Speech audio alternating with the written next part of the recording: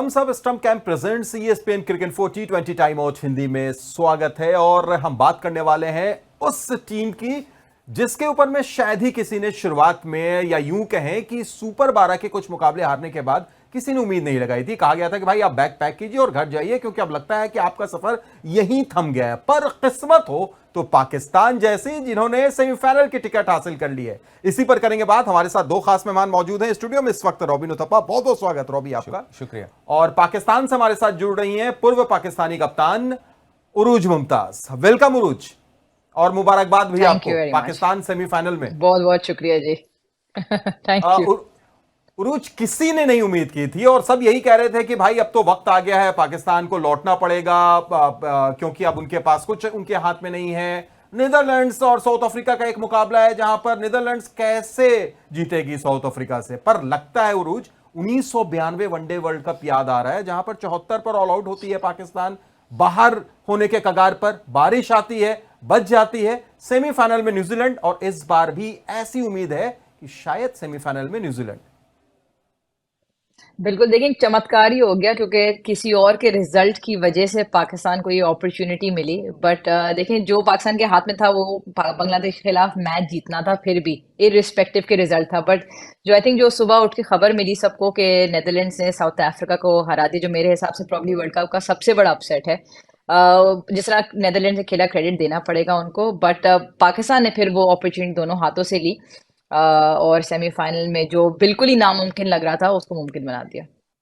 बिल्कुल उरुज, सही कहा आपने। और रॉबी, अगर बांग्लादेश की पारी की तरफ हम नजर डालें तो ऐसा लगा था कि शुरुआत उनको अच्छी दिलाई नाजमुल ने, शांतो ने, और उसके बाद पारी लड़खड़ाती चली गई। शाहीन अफरीदी को क्रेडिट जरूर जाता है 4 विकेट का, लेकिन क्या वहां पर एक हमेशा की तरह उनके बैटर्स, जैसे इस टूर्नामेंट में हो रहा है, उनसे चूक हो गई? हाँ बिल्कुल। इनफैक्ट सिर्फ शांतो और लिटिन दास ने इस कैंपेन, वर्ल्ड कप के कैंपेन में रन बनाए हैं। बाकी कोई नहीं, एक भी बैट्समैन मुझे याद नहीं है किसी जो रन बनाए इस कैंपेन में। और शाकिब अल हसन, जो इनके मतलब बैटर्स में, मेन बैटर्स में से जाने जाते हैं, उनका भी थोड़ा नॉन परफॉर्मेंस हुआ है एज अ बैट्समैन इस वर्ल्ड कप में। तो वो डेफिनेटली उनको बहुत ज़्यादा अफेक्ट किया है। हालांकि आज आउट नहीं थे, आउट किया गया था, मतलब आउट दिया गया था। पर वो बहुत ज़्यादा फ़र्क पड़ सकता था इस मैच में। अगर वो आउट नहीं होते या 25 या 30 रन मार जाते तो मतलब रिजल्ट कुछ और ही हो सकता था। बिल्कुल सही कहा रॉबी आपने, मैं वहीं पर आना चाह रहा था। और रूज, इसी सवाल को लेकर आपके पास भी, कि पूरे मैच के हिसाब से अगर देखा जाए तो वो फैसला कितना बड़ा फैसला था जो बांग्लादेश के खिलाफ चला गया। आप कैसे देखती हैं उसको? जी बिल्कुल, बहुत बड़ा फैसला था। और जिस तरह रॉबी ने भी कहा, इतनी सारी टेक्नोलॉजी अवेलेबल होने के बावजूद इतना ऑब्वियस एरर। और देखें, बांग्लादेश के कॉन्टेक्स्ट में वो बहुत बड़ा प्लेयर था, जो उनके प्रॉब्ली 15-20 रनों का डिफरेंस हो जाता। और जिस तरह अगेन पाकिस्तान ने चेस किया, वही 15-20 रन का डिफरेंस, शायद फर्क भी पड़ जाता। और इस किस्म की चीज को गेम में से फिर हटाना बहुत मुश्किल होता है। और आपने बांग्लादेश के प्लेयर्स पे देखा कि उसका इफेक्ट आता चला गया। जिस तरह से कीपर ने भी रिजवान का पहली ओवर में कैच छोड़ दिया। बट अगेन जिस तरह से हमने भी रिप्लेस देखे, बहुत क्लियर शैडो नजर आ रहा था ग्राउंड के ऊपर, बहुत ऑब्वियस गैप था बैट और ग्राउंड के बीच में। तो वो सिर्फ बैट बॉल बल्ले को ही लगी थी। तो इस किस्म का एरर, इसके ऊपर अब कितना लिखा जाएगा, कहा जाएगा, वो अलग बात है। बट बांग्लादेश प्रॉब्ली समझेगा कि उसको वो मैच कॉस्ट कर गया। हालांकि वो अकेला एक रीजन नहीं था।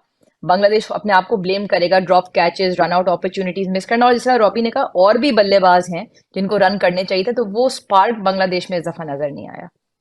इसमें कोई शक नहीं है उरूज। लेकिन दूसरी तरफ अगर हम देखें और पाकिस्तान के चेस की अगर बात करें, बाबर आजम, मोहम्मद रिजवान, उनके लिए एक बिल्कुल आइडियल सिचुएशन थी। ज्यादा बड़ा लक्ष्य नहीं था, खड़े रहना था और आराम से खेलते हुए वहां तक पहुंचा जा सकता था। लेकिन क्या एक बड़ा मौका फिर से फॉर्म में लौटने का बाबर और रिजवान दोनों ने गंवा दिया? देखिए, आप कह सकते हैं अब क्या अंदरूनी सीक्रेट है जो बाबर और रिजवान ओपन करते हैं, और उनके लिए क्या फॉर्मूला काम कर रहा है, वो फिलहाल हमें तो एटलीस्ट मुझे नहीं समझ आ रहा है। क्योंकि मेरे ओपिनियन में हारिस जैसा एक प्लेयर मौजूद, या इवन जब फखर भी था, तो एक ऐसे प्लेयर जो दलेर है। हारिस सिर्फ 21 साल का, उसने 2 मैचेस में, और आप दोनों मैचेस में जो पाकिस्तान की तरफ मैच पलटा, वो हारिस की इनिंग से पलटा है। आप कह सकते हैं इसमें साउथ अफ्रीका के खिलाफ भी और आज के मैच में भी, क्योंकि 10 ओवर में 56 था पाकिस्तान एंड द चेस। ठीक है 10 विकेटें हाथ में थी, बट हम मुश्किल करते चले जा रहे थे अपने लिए।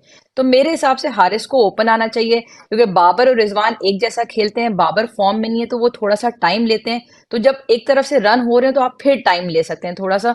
ये एक चीज है जो समझ नहीं आ रही, क्योंकि मिडिल ऑर्डर ने इस टूर्नामेंट में करके दिखाया है, जिस मिडिल ऑर्डर पे पिछले 1 साल से तनकीद होती रही थी, और उसी मिडिल ऑर्डर ने आपको मैचेस बचा के दिए हैं।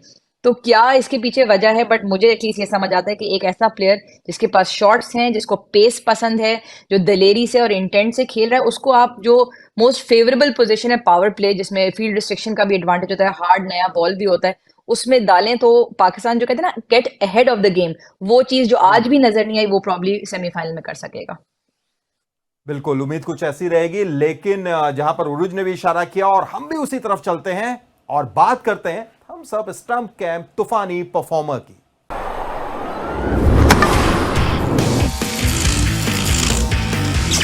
तो थम्स अप स्टंप कैम आपके लिए लेके आया ये एंगल, यानी सीधे विकेट से स्क्रीन तक, और तूफानी परफॉर्मर की आज बात कर रहे हैं रॉबी और मोहम्मद हारिस। ऐसा लगता है कि ये खिलाड़ी ब्लेसिंग इन डिस्गाइज बनकर आया पाकिस्तान के लिए, जब रिप्लेसमेंट के तौर पर, और वहां से पिछले मैच में भी इस मैच में भी एक जबरदस्त पारी जो मोमेंटम बदल देती है। हाँ बिल्कुल, एक अलग एनर्जी लेके आया इस पाकिस्तान टीम में, इस पाकिस्तान बैटिंग ऑर्डर में। हाँ, हम लोग मतलब एशिया कप से बोल रहे हैं कि इन दोनों जो बढ़िया बल्लेबाज हैं, रिजवान और बाबर को सेपरेट कर सकते हो, या आप फ़कर को लेके आ सकते हो, या अभी मोहम्मद हारिस भी है उनको भी लेके आ सकते हो। पर बहुत बोल चुके हैं हम लोग, वो लोग वही की वही कर रहे हैं। पर मुझे नहीं लगता कि सेमीफाइनल में वापस चेंज होने वाला है।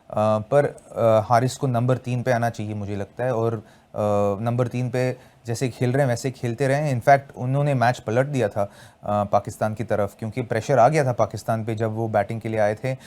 दोनों, वो और शान मसूद बहुत ही बढ़िया बैटिंग किए, प्रेशर को ऑब्जॉर्व किए, काउंटर पंच किए बांग्लादेश की तरफ, और मतलब मैच को नज़दीक लेके आके जिताने में मतलब हासिल किया।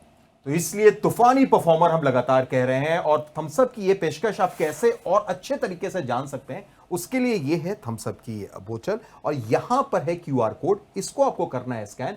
जैसा ही आप स्कैन करेंगे सारी डिटेल आपको पता चल जाएगी कि किस तरीके से इस नया नजरिया क्रिकेट का देखने का आपको मिल सकता है। चलिए बिल्कुल, और रॉबी आखिर में चलते चलते जिस तरीके से शुरुआत भी हमने की थी कि शायद 1992 का एक किस्मत लेकर पाकिस्तान यहां पर आया हुआ है, न्यूजीलैंड के साथ उनका सामना हो सकता है, किस तरीके से अब आप देख रहे हैं इस टीम को? देखिए, मैं इनफैक्ट पहले कह रहा था कि पाकिस्तान सेमीफाइनल में पहुंचेगी, और कुछ कैसे भी करके भी पहुंच गई है।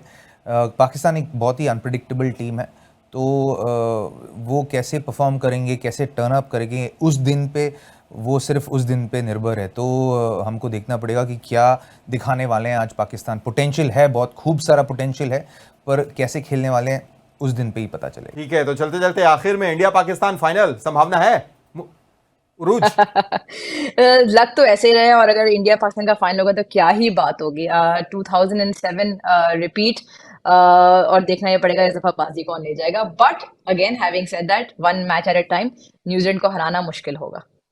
2007 के रिपीट की आपने बात कही है, हमारे साथ बैठे हुए हैं उसी वर्ल्ड कप के फाइनल के, क्या एक बार फिर से भारत पाकिस्तान हो सकता है, संभावना है। पर बाकी के दो सेमीफाइनलिस्ट भी बहुत ही बढ़िया टीम है, बहुत ही अच्छे लय में चल रहे हैं, रिदम उनका बहुत अच्छा है, फॉर्म उनका बहुत अच्छा है। तो पहले उनको हराना पड़ेगा, उसके बाद देखेंगे कि इंडिया पाकिस्तान के बारे में बात करते हैं। चलिए आगे आगे देखते हैं होता है क्या। बहरहाल बहुत बहुत शुक्रिया उरूज आपका हमारे साथ जुड़ने के लिए, तमाम बातचीत के लिए, और रॉबी आपका भी बहुत बहुत शुक्रिया। Thums Up stump camp presents ESPN cricket 4 T20 time out Hindi में इतना ही, दीजिए इजाजत।